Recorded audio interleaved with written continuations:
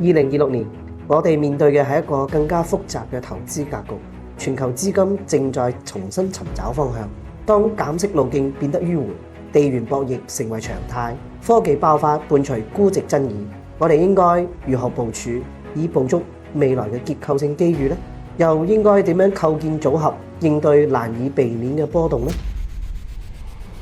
喺複雜嘅市況中，透過深度研究與主動管理尋求超額回報，係龍騰一號一貫嘅紀律。我哋喺2025年嘅收穫64.09% 模擬收益，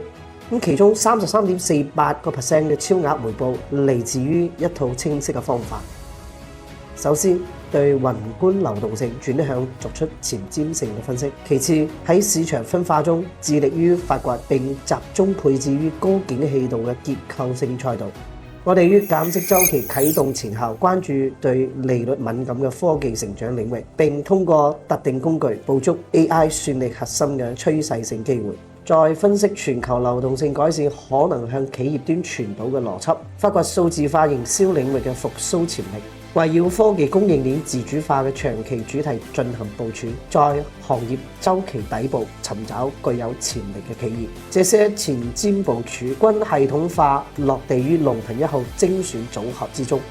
佢並非單一策略，而係融合技術掘金與長線價值嘅動態體系，全週期捕捉市場機遇。組合覆蓋多樣化投資品種，而且對每一筆操作都提供清晰嘅入選邏輯、實時倉位佔比與模擬成交價、持倉透明、調倉實時通知，讓每一步策略嘅執行都清晰可循。然而，市場不會簡單重複。2026年，我哋預期將面對一個主題分化嘅環境，宏觀政策嘅搖擺、地緣事件嘅擾動，或會帶嚟頻繁波動。在噪音之中，我哋專注於識別並且把握那些驅動長期價值嘅關鍵趨勢主線。在多重因素驅動下，全球資金或將持續調整其區域配置，其中可能蘊含新嘅機會。從 AI 應用到商業航天，從固態電池到前沿能源，突破性技術從實驗室走向大規模應用，將創造新嘅增長領域。